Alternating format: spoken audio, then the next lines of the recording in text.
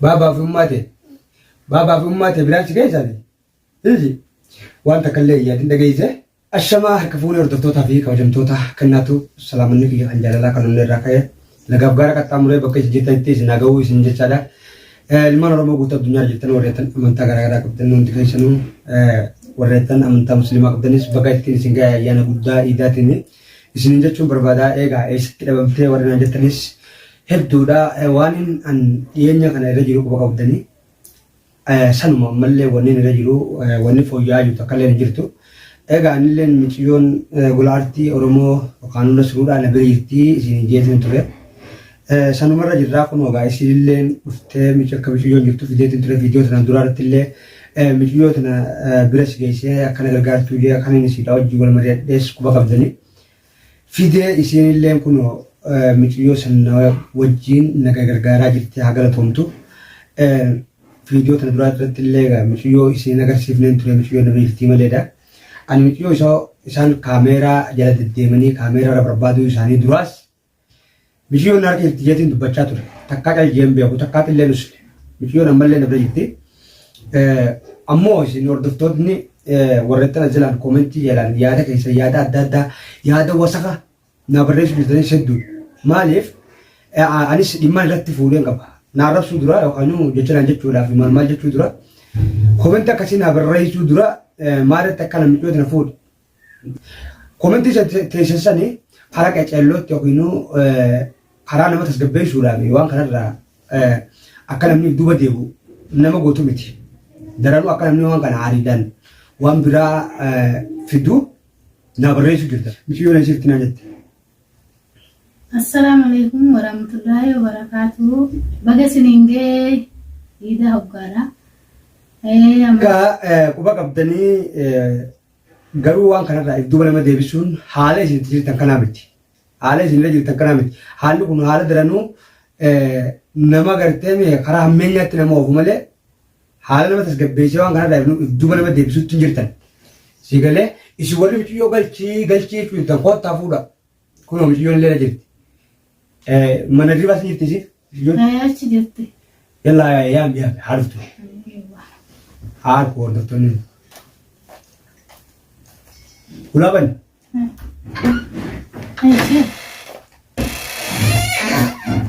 Otur taasisan. Cufi. Egaa kunoo miciyyoon illee na bira jirti. Warreettan kannaan miciyyoo akkam godhaa jiraatanis miciyyoon ilmoo xiqqoodhaa kannaan bineensa ta'ee nama nyaatu. Akkasii ta'ee warreettan gartee miciyyoo tana galchii maal jettanii isin koottaa fuudha. Kunoo miciyyoon iddee jirti mataallee tolchitee fi haboon isiiti waa hunda gootee jirti.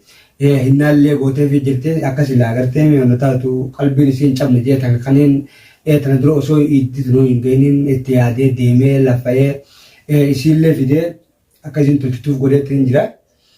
Sanirraa akkam islaa iddi? Eenyuun fedhaa?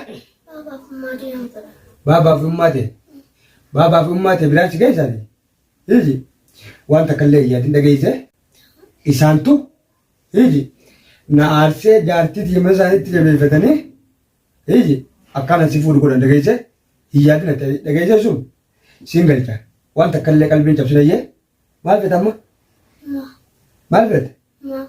Maal si bita amma? Maal fedhume? Egaa uffata illee biteetiifin ture uffataas hin kaayadhuu na jettee deddeemiciyyooni uffata warra isaanii biraa dhuftee malee kan hin biteef kaayachuu diddee jirti. Kaayachuu diddee jirti saniifuu deematti firraati rafe. Deem firaa rafe. Firaa bal'uula.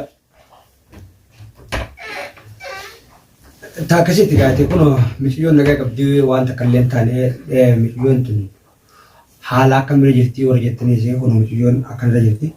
Egaa aminaa ta'e akkas hin jee ani waan isin jee mariidha waan kana irratti akkam goonamee dubbii mijiyyoo tana. Dubbii mijiyyoo tanaadha. Dubbii micaa tanaadha. Dhugumaa nama dibaa. Mata ulleen ammaaf mucaan nagumaan jirti. Nagumaan jirti wanni ishii amma yaaddachiisu waan haadhaa fi abbaa yaadu malee mucaan nagumaan jiraachuu jirti ammaaf. Mucaan immoo kaffuutellee gaarii ni kaffuute mucaan ni deebite rakkoon qabu. Waan biraa wanni irratti uumamu. Ni deebitii osoo ta'u jala ni deebitii dura akkaataa deebituu jira haala akkamitti deebitee kana marii jira. Akka itti deebitu mucaan osoo lolan taane afaan nagaatti sitti deemanii isaanis uduu lolan taane akkasitti mucaa manguddoo fidatanii dhufanii manguddoo saniin deebiftaaf ga'a mucaa. Jaartii ta'etillee manguddoo sii gashanii atilleen ilmoo isaanii manguddoodhaan ni gashitaaf malee mucaan akkuma kanatti akka qabatanii galuu wayitaatiidha. Intaatu waan gashuushi. Anis ergateenis kabajaadhaan manguddoo saniif atis ni gashitaaf. Ni galchee anis akka beeku yaani fiini beektaa galchuun tun akkaataa qabdi. Naaf isaan kun wal dhabbee qabna. Sababaan irra fuudhee qaba. Arraan sana miidhuun daa'imaa qaalii hordoftootaatiif fi jecha namaa jedhee deemee yoo inni miidhuu sana fuudhee kan mana sanii galchu taate ilmi namaa kun akka yaada yaadni Oromoo kun gabaabaa waan ta'eef inni kun ammaan ta'e deebi'ee gaafa namni miidhuu sana fuudhee achitti deebise na sodaate gaa'u. Amma yoo deebistuu mucaa achitti jechuudha. Yoo fuudhee maqaa nyaatti deebise akka waan dhaadannaa isaanii sodaadhee miidhuu sana fuudhee achi geesseetti yaada waan ta'eef sodaattii jabbalchee jaabota. Amma hin deebistu mucayyoodha. Akkaataa deebisa sila fakkeenyaaf. Fakkaatanii. Akka ammaan tana babbarfachuu jiran saafiyaaliidhaa fi kana fi dasiidhaa walumaanuu isaan hundinuu yoo miidhuu sana fuudhee achi geesse akka waan hin sodaadhaaf hin geesseetti yaadan maaliif miidhuu tun garaa nyaattee yookiin ijoollummaa isiitiif uumaan hangootu jee kan hin achitti kan yoo hin deebisallee isaan waan hin sodaaf deebisuutti lakkaawanii siin jee kanarraa bifa akkamiin galchaa siin jee fakkeenyaaf. Isaan amma wayii mucayyoo kanarratti si barra nasruu nama bar namaa wajjin si barbaaduu jira. Wayii mucaa kanarratti nama hedduu ta'anis barbaaduu jiran. Waan dhageessi qabda? Bilbilaan hin dhagayayyaa. Malee waan agarree saniifuu waan si barbaaduuf jiraniifu silaa mucaa kana gabaabdutti oduu gashite na bareedaadha. Isaanis dhaaddachuun qabanii. Maal dhageessi fakkeenya warra? Uuma si barbaaduu jiranii jechaan dhagee. Isaan? Nama meeqa namaa usitti bitee bichisiisee si barbaachisuu jira gannaa. Waan san ta'eefuu silaa dhugaan kana dhageefaa mucayyoon tun oduu galtee faayyaade mucayyoon haadhumaa fi abbaan maltee isaan rakkoon isaanii awwala jaartii tantee fuudhu. Jaartii tantee sanii manguddoodhaan si gashuu didaniimi ammallee silaa mucayyoo akkatti gashattu yoo barbaaddu ati ammallee manguddoo san siyaa tuffatanilleeni manguddoo san geessite jaartii ta'e galfattee isaanis manguddoodhaan ilmoo isaanii galfachuu. Barri bira machi bira kutte. Kutteerti achi. Akkitti kutte ilmoo jechuun taphaa miti amma fakkeenyaaf eegaan ilmoo boole jaartummaa san dhaabbatteetuma kan biyyooti qoraatoo isaana akkasii aadaa Oromootti beekte isii sana galchuudhaaf naaf isaa fakkeenyaaf wal dhabbee qabna warra wal eeggatu waan ta'eef wal arginullee fakkeenyaaf anis yoon argee isaanis yoon arkan waan biraatti uumuuf deema lola biraa dhufuuf deema waan ta'eef silaa karaa nagayaatiin akkasitti manguddoo fakkeenyaaf isaanillee natti ergatanii bifa namummaatiin ilmoo isaanii ta'anii kennaafi ammoo akkamatti yoon niin galcha kan hin juutaa ta'es silaanumaan galchaa bifuma sanii nuun niin galcha. Jecha namaa kaanii beekte isaan deebi'anii booda kannaan sodaateeti mucayyoo duraan fuudhee baaragee mucayyoo mana deebisee namaan jette namaan jaanii yookaan. Jaanilleen haa jaanii waasitti fakkaatini mucayyoo isaan akka yaada kiyyatti mucayyoo isaa inni manguddoo argachuu qaba. Mishachiifachi nama bitee nama barbaachisee nama tumsiisuuf osoo hin taane ilmoo ofii nagaan argachuu barbaannaanu manguddoo san ergatee manguddoo san ilmoo isaa sirraa galfatu jira. Akka yaada kiyyatti sana. Karaa gabaabaa manguddoo saniin dhufee sirraa fudhatee nagaan galfachuu ilmoo isaadha. Mishachiifachi deemee ganaa si maarreen godha maarree amma wal eeggattanii bariisu nama alatti wal eeggatta sababuma. Amma nama barbaadu jiraa'u. Si barbaachisuu jira nama atis. Nama nabbitee. Si barbaachisuu jira. Rakkoo tana oduu rakkoon tun hin uumamne manguddoo ergatee inni ilmoo sirraa galfatu ilmoo namaa ofirraa gashuu anis akka ta'etti kan ilmoo namaa sana bara ofirraa galchuu yoo namaa nan gootu garuu hawwanni itti fuudhe hanqa garaan na gubate isaallee garaan na gubatu jeetiin fuudhe malee miciyyoon daa'ima waan na gootu illee hin qabdu. Siigalee yoo na bira teessee isiidhaaf jecha annumaan dararama fakkeenyaaf waan nyaattu feetii fakkeenyaaf ilmoo tana silaa kaatee ijoollee haaduma tokko gootu beeku malee namni biraa akka gootu beeku amala silleen beeku ilmoo tun daa'ima. Kunnat tolee osoo hin taane isaan sana hanga garaan kiyya gubate haa gubatuuf jeeti malee kan ilmoo tana fuudhe jaaladhee ilmoo isaanii na bira taa'utti hin jirtu. Saniifuu yoo gartee kana barbaadu jiraatan taate kan dhimma narraa kan dhimma biraa na qabaatan taate san numaa rakkoon qabuuti wal agarraa uuyi. Amma immoo ani miidhoo tana akka namaattiin fuudhe akka dhiiraattiin fuudheen dho'isinee fuudhe jeetis illee as beetiin dubbachuu jira. Takkaa jaalin jedhe isaanillee warreettan inni maallaqaan bitee fi inni illee akka dhiiraatti as ba'anii dubbatanii miicciyoo tana mee isaantu namaa haala irraa fuudhanii yookaan haala kanaan akka deeman taate. Siigalee tana. Dhugama asirraa fuudhuu hin danda'anii bara amma isaan. Duuba maali hanjamaan duuba ree? Fakkeenyaaf isaan warri ilmoon jalaa badde bara irra jira. Babbarafachuun qabanii bara. Ilmoota akkam akkanaan godhu ta'uu nu beekamne fakkeenyaaf. Isaan amma sila akka ati waa irratti uumtu bara si godhuu jiran ilmoo kana ilmoo garuu waan biraa wanni irratti uumamaan jiru ilmoodha. Ammallee irratti uumaman maqluuqa irratti. Isaan akkas godhuu jirani barka yaada isaaniitti. Isaan garuu akkas godhuu hin qaban illee.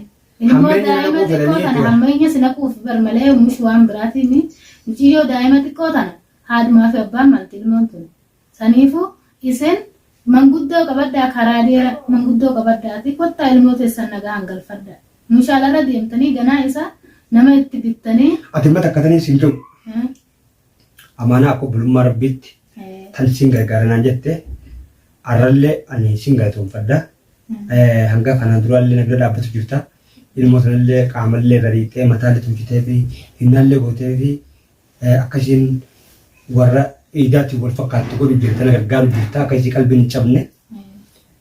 Ammaas tanii si daammadhu inshaallah fuula duraas eega kana barbaadu jiraatan taate namni kun silaa'oo kaate akkaataatti arku waan dhabu yoo akka tasaa ka waliin dhufu taates amaanaa ta'etu gartame.